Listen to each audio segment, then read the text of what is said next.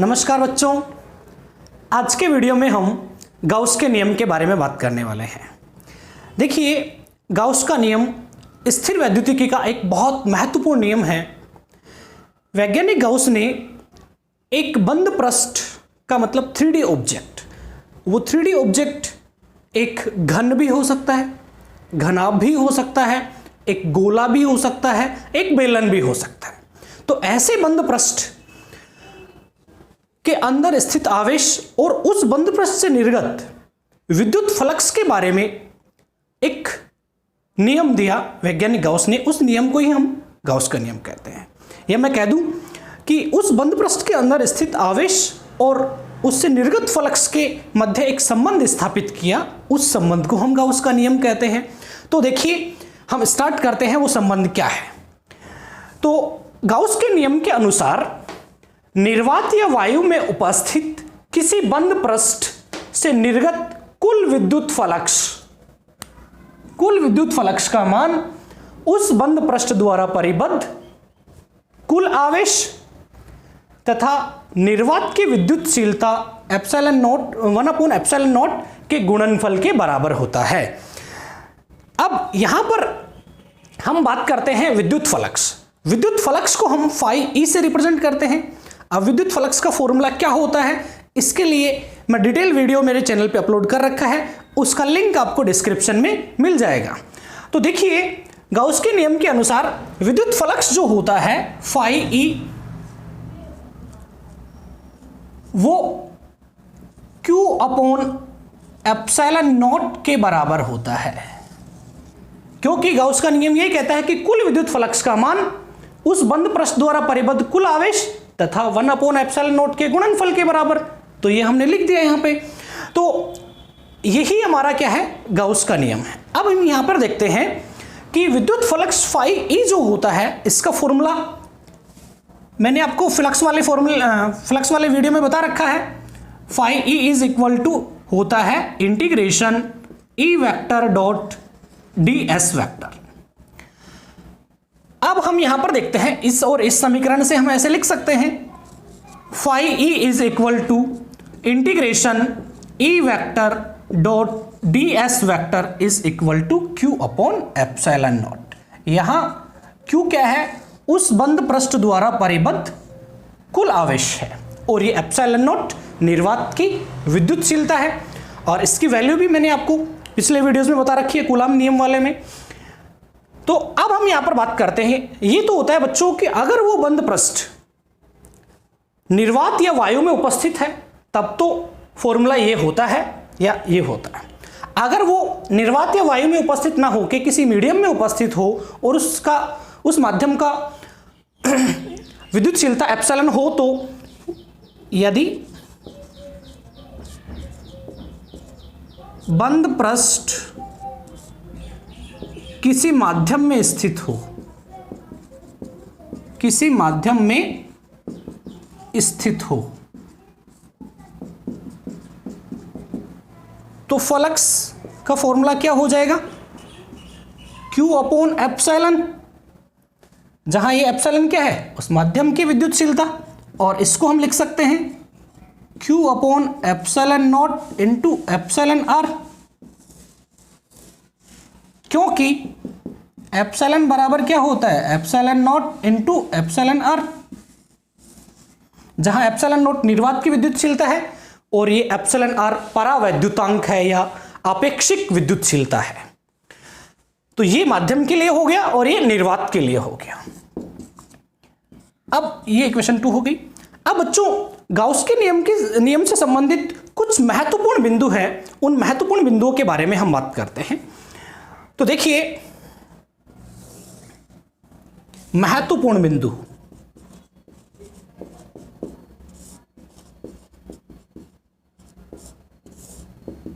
पहला महत्वपूर्ण बिंदु क्या है कि बंद पृष्ठ से निर्गत जो विद्युत फ्लक्स है, उस विद्युत फ्लक्स का मान उस बंद पृष्ठ के आकार, आकृति, क्षेत्रफल पर निर्भर नहीं करता है। देखिए, मान लीजिए हमने बंद पृष्ठ एक गोलाकार ले लिया और इसके अंदर यहां पर Q चार्ज रखा है, +Q, तो इस गोले से निर्गत विद्युत फ्लक्स का मान फाई ई बराबर हो जाएगा हमारे पास Q अपॉन एप्सिलॉन नॉट। अगर हम गोलाकार ना लेके और ऐसा एक बंद पृष्ठ ले ले और यहां पर प्लस का Q चार्ज रख दें हम, तो इससे निर्गत विद्युत फ्लक्स भी Q अपॉन एप्सिलॉन नॉट ही होगा। Phi E is equal to Q upon epsilon naught, क्योंकि इसके अंदर टोटल चार्ज कितना है, प्लस Q है। और अगर एक ऐसा अनियमित आकृति का बंद पृष्ठ हम ले लें और यहां पर प्लस का Q चार्ज रख दें, तो इससे संबंधित विद्युत फ्लक्स का मान भी Q अपॉन एप्सिलॉन नॉट ही होगा।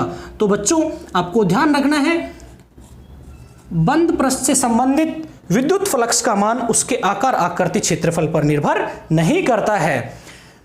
बंद पृष्ठ से संबंधित विद्युत फ्लक्स का मान केवल इस बात पर निर्भर करता है कि इस बंद पृष्ठ के अंदर टोटल चार्ज कितना है, कुल आवेश कितना है, इस बात पर निर्भर करता है। यह पहला महत्वपूर्ण बिंदु था। अगले महत्वपूर्ण बिंदु की तरफ हम चलते हैं, उसको हम देखते हैं। वैज्ञानिक गाउस क्या कहते हैं कि बंद पृष्ठ से निर्गत विद्युत फ्लक्स का मान उस बंद पृष्ठ के अंदर आवेशों के वितरण पर भी निर्भर नहीं करता है। मान लीजिए ये कोई एक बंद पृष्ठ है और यहां पर प्लस Q/2 चार्ज रखा है और यहां पर प्लस Q/2 चार्ज रखा है, तो इस बंद पृष्ठ से निर्गत विद्युत फ्लक्स कितना हो जाएगा, phi E is equal to Q/2 plus Q/2, क्योंकि दोनों का बीजगणितीय योग कर देंगे, दोनों प्लस के हैं, डिवाइडेड बाई एप्सिलॉन नॉट, क्योंकि कुल आवेश अपॉन एप्सिलॉन नॉट, गाउस के नियम से कुल आवेश बटे एप्सिलॉन नॉट। तो यहां कुल आवेश Q/2 प्लस Q/2 कितना हो जाएगा, Q, तो यहां Q अपॉन एप्सिलॉन नॉट हो जाएगा। Phi E is equal to, इससे संबंधित तो ये हो जाएगा। अब मान लीजिए अगर इसके अंदर आवेश का वितरण कुछ अलग हो, ऐसा हो, और यहां पर का प्लस का Q/2 चार्ज रखा हो, यहां माइनस Q/4 रखा हो, यहां प्लस Q/2 रखा हो, यहां प्लस Q/4 रखा हो, तो इससे संबंधित फ्लक्स कितना होगा वो हम देखते हैं, क्योंकि इसमें आवेशों का वितरण अलग है।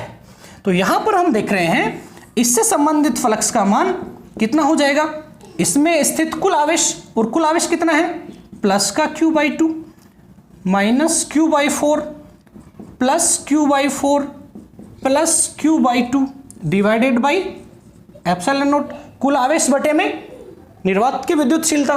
तो यहां हम देख रहे हैं Q/4 से Q/4 कैंसिल हो जाएगा, क्योंकि ये माइनस का और ये प्लस का, और ये Q/2 प्लस Q/2 कितना हो जाएगा, Q upon epsilon naught phi E is equal to. तो बच्चों यहां पर आपको समझ आ गया होगा कि फ्लक्स का जो मान होता है वो आवेश वितरण पर निर्भर नहीं कर रहा है कि आवेश Q/2 है या अकेला Q है या Q/4 है, इन चीजों पर डिपेंड नहीं कर रहा है, सिर्फ इस बात पर निर्भर कर रहा है कि टोटल चार्ज कितना है इस बंद पृष्ठ के अंदर। अगले पॉइंट पर हम चलते हैं, तीसरे पॉइंट पर। तीसरा पॉइंट क्या कहता है कि किसी भी बंद पृष्ठ से संबंधित कुल विद्युत फ्लक्स का मान जो होता है वो बंद पृष्ठ के बाहर स्थित आवेशों पर निर्भर नहीं करता है। जैसे मान लिया यहां पर ये कोई बंद पृष्ठ है और इस बंद पृष्ठ के बाहर यहां प्लस 2Q चार्ज रखा है, तो इस बंद पृष्ठ से निर्गत फ्लक्स कितना हो जाएगा ये हम देखते हैं। तो देखिए इससे निर्गत flux phi E is equal to क्या होता है, इस बंद पृष्ठ के अंदर स्थित कुल आवेश कितना है, 0, तो 0 अपॉन एप्सिलॉन नॉट करेंगे तो कितना हो जाएगा, 0, क्योंकि बच्चों ये चार्ज इस बंद पृष्ठ के बाहर रखा है और बाहर स्थित आवेशों का फ्लक्स पर कोई प्रभाव नहीं पड़ता है। इस चार्ज के कारण जो इलेक्ट्रिक फील्ड उत्पन्न होगा उसके कारण जो विद्युत क्षेत्र है जितनी इसमें प्रवेश करती हैं उतनी ही इसमें बाहर निकल जाती हैं। तो जितना फ्लक्स इसमें प्रवेश किया उतना फ्लक्स बाहर निकल गया, इसलिए टोटल फ्लक्स क्या हो जाएगा, 0 हो जाएगा। इसलिए ध्यान रखना है बंद पृष्ठ के बाहर स्थित आवेशों का फ्लक्स पर कोई प्रभाव नहीं पड़ता है। अगले पॉइंट की तरफ हम चलते हैं। चौथा पॉइंट है, मान लिया कोई ऐसा बंद पृष्ठ है जिसके अंदर आवेश ही उपस्थित नहीं है, तो उससे संबंधित फ्लक्स का मान क्या होगा, 0 होगा। देखिए ये मैं एक बेलनाकार बंद पृष्ठ ले लेता हूं और ये एक समान विद्युत क्षेत्र में रखा है। ये बेलनाकार पृष्ठ जो है एक समान विद्युत क्षेत्र में रखा है। अब इस बेलनाकार पृष्ठ के अंदर यहां पर कोई चार्ज उपस्थित नहीं है। चार्ज उपस्थित नहीं है तो टोटल चार्ज तो जीरो है। दूसरी बात, ये जो एक समान विद्युत क्षेत्र के कारण जितनी क्षेत्र रेखा इसमें प्रवेश कर रही हैं उतनी ही इससे बाहर निकल रही हैं। इसका मतलब जितना फ्लक्स इसमें एंटर हो रहा है उतना बाहर निकल रहा है, तो टोटल फ्लक्स जीरो और चार्ज भी जीरो है। इसलिए इस पृष्ठ से संबंधित कुल फ्लक्स कितना हो जाएगा, phi E is equal to zero. अब मान लिया ऐसा ही मैं एक दूसरा पृष्ठ ले लूं, मान लिया बेलनाकार ही ले लेते हैं, तो यहां पर क्या हो जाएगा, अब इस प्रश्न में मैं एक डायपोल रख देता हूं, यहां पर माइनस का क्यू चार्ज रख देता हूं और यहां पर प्लस का क्यू चार्ज रख देता हूं, और ये एक समान विद्युत क्षेत्र में स्थित है। ये इलेक्ट्रिक फील्ड एक समान हो या फिर असमान हो तो भी कोई फर्क नहीं पड़ेगा। अब हम यहां पर देख रहे हैं इससे संबंधित कुल विद्युत फ्लक्स कितना हो जाएगा, तो इसके लिए हम क्या करेंगे, phi E is equal to क्या होता है, total charge upon epsilon naught. तो टोटल चार्ज कितना हो जाएगा, माइनस क्यू प्लस क्यू, तो minus Q plus plus Q upon epsilon naught. तो टोटल चार्ज कितना है, जीरो, इसलिए जीरो अपॉन एप्सिलॉन नॉट करेंगे तो कितना हो जाएगा, जीरो। अब यहां पर बच्चों देखो, यहां चार्ज तो उपस्थित है इस बेलनाकार पृष्ठ के अंदर, लेकिन उनका बीजगणितीय योग शून्य है, इसलिए इससे संबंधित कुल विद्युत फ्लक्स भी शून्य होता है। इसलिए ये ध्यान रखना है कि हम किसी भी बंद पृष्ठ से संबंधित विद्युत फ्लक्स ज्ञात करते हैं तो उसके अंदर कुल कितना आवेश है, इसी बात पर फ्लक्स निर्भर करता है। लास्ट पॉइंट हम और देखते हैं, पांचों पॉइंट, वो ये है कि मान लिया कोई बंद पृष्ठ है और उस बंद पृष्ठ के अंदर कुल आवेश का मान जीरो है, इस कारण मान लिया कुल फ्लक्स जीरो हो जाता है। लेकिन जरूरी नहीं है कि उस बंद पृष्ठ के ऊपर विद्युत क्षेत्र की तीव्रता का मान भी शून्य हो। जैसे इसी को इसको ऊपर ले लेते हैं, मान लिया ये एक बेलनाकार पृष्ठ है और इसके अंदर एक डायपोल रखा है, विद्युत द्विध्रुव रखा है। विद्युत द्विध्रुव है ये, इस कारण इसके अंदर टोटल चार्ज जीरो होने से फ्लक्स तो जीरो हो गया इस पृष्ठ से संबंधित, लेकिन इस पृष्ठ पर यहां पर कोई पॉइंट लें और उस पॉइंट पर हम इलेक्ट्रिक फील्ड फाइंड करें तो इलेक्ट्रिक फील्ड की वैल्यू जीरो नहीं होगी। तो याद रखना है, ये जरूरी नहीं है कि फ्लक्स की वैल्यू जीरो है तो विद्युत क्षेत्र भी जीरो है, ये जरूरी नहीं है। तो ये पॉइंट, पांचों पॉइंट इसी में आ गया है। अब इसके बाद में हम देखते हैं बच्चों एक छठा पॉइंट और देखते हैं। छठा पॉइंट क्या है कि गाउस का जो नियम है वो ऐसी भौतिक राशियों के लिए लागू होता है जो व्युत्क्रम वर्ग नियम का पालन करती हैं। व्युत्क्रम वर्ग नियम से मेरा मतलब है कि ऐसी भौतिक राशियां जो दूरी के वर्ग के व्युत्क्रमानुपाती होती है। जैसे यहां विद्युत क्षेत्र की हम बात करते हैं तो विद्युत क्षेत्र जो होता है वो कूलाम नियम से दूरी r के वर्ग के व्युत्क्रमानुपाती होता है। इसका मतलब ये व्युत्क्रम वर्ग नियम को पालन कर रहा है। तो कूलाम नियम ऐसी राशियों के लिए लागू होता है जो इनवर्स स्क्वायर लॉ को फॉलो करती हैं, व्युत्क्रम वर्ग नियम का पालन करती हैं। तो बच्चों अब हम ये महत्वपूर्ण बिंदुओं के बाद में गाउस के नियम की व्युत्पत्ति करते हैं और इस गाउस के नियम की व्युत्पत्ति हम कूलाम नियम के आधार पर करते हैं। तो गाउस के नियम की हम कूलाम नियम से व्युत्पत्ति देखते हैं।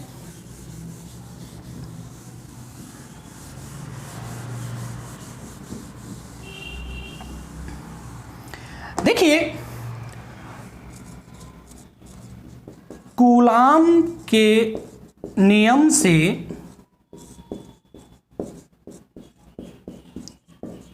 गाउस के नियम की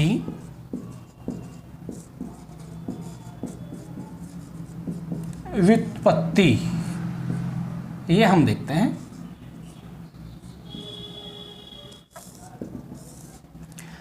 देखिए बच्चों यहां पर हमारे पास में एक r त्रिज्या का गोला है और इस गोले के केंद्र पर कोई प्लस q चार्ज रखा है। अब इस प्लस क्यू चार्ज के कारण इस गोले से निर्गत विद्युत फ्लक्स का मान कितना है वो हमें ज्ञात करना है। तो उसके लिए हम क्या करते हैं, इस गोले के पृष्ठ पर एक छोटा सा अल्पांश लेते हैं और उसका एरिया हम ds लेते हैं।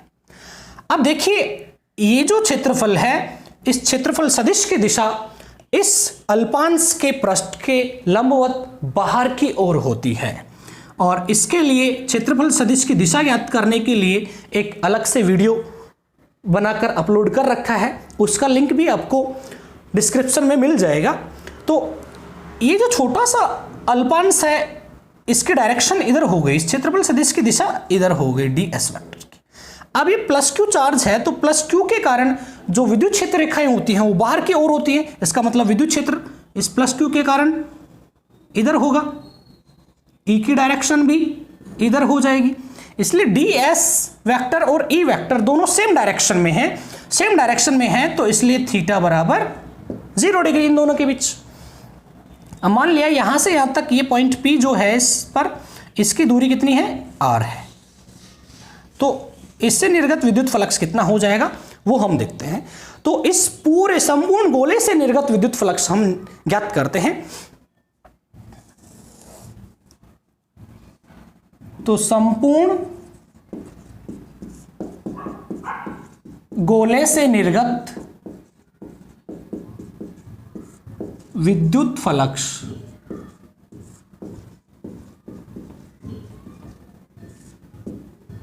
संपूर्ण गोले से निर्गत विद्युत फ्लक्स क्या हो जाएगा, phi E is equal to integration E vector dot ds vector.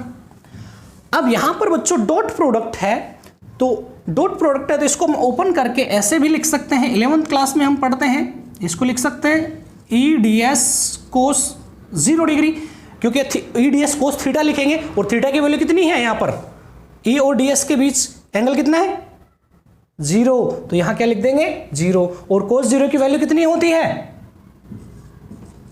Cos 0 is equal to 1, तो यहां 1 हो जाएगा, इसलिए फाइनली हमारे पास क्या आ गया E ds phi E is equal to. अब यहां पर हम इस E की वैल्यू फाइंड करते हैं। तो देखिए किसी भी बिंदु आवेश के कारण उससे r दूरी पर स्थित किसी पॉइंट पर विद्युत क्षेत्र की तीव्रता क्या होती है वो हम पिछले वीडियो में बता चुके हैं, 1/4 pi epsilon naught q upon r square होती है। तो ये वैल्यु हम E की यहां पुट कर देते हैं, तो phi E is equal to हमारे पास आ जाता है इंटीग्रेशन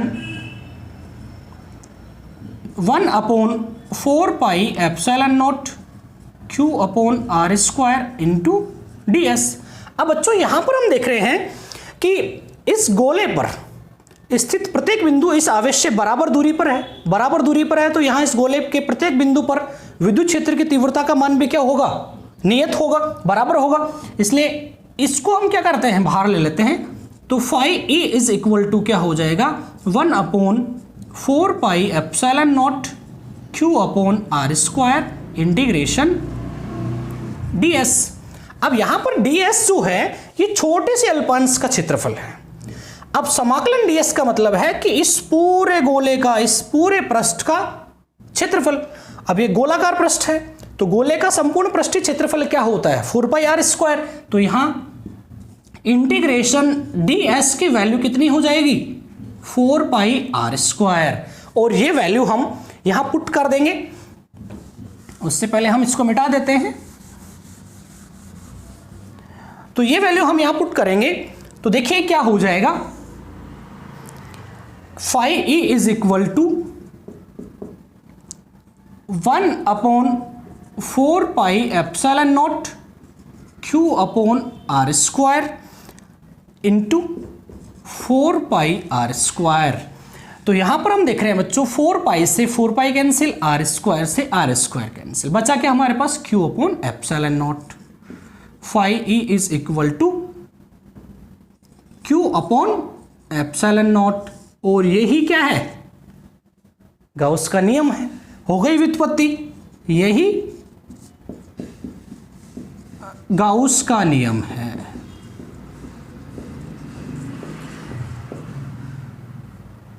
तो इस प्रकार हम गाउस के नियम को व्युत्पन्न कर सकते हैं।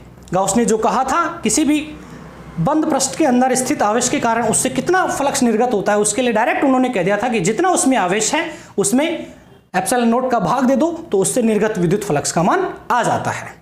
अब हम देखते हैं कि जो गाउस का नियम है वो सममित आवेश वितरण या मैं कह दूं संतत आवेश वितरण के कारण किसी बिंदु पर विद्युत क्षेत्र की तीव्रता ज्ञात करने में काम आता है।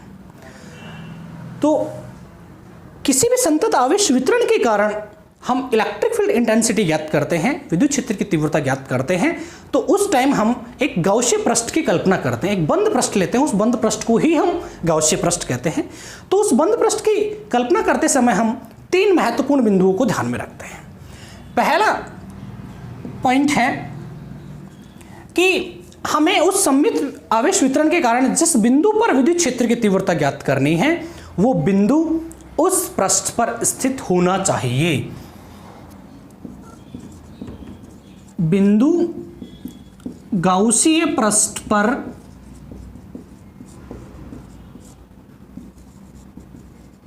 स्थित होना चाहिए।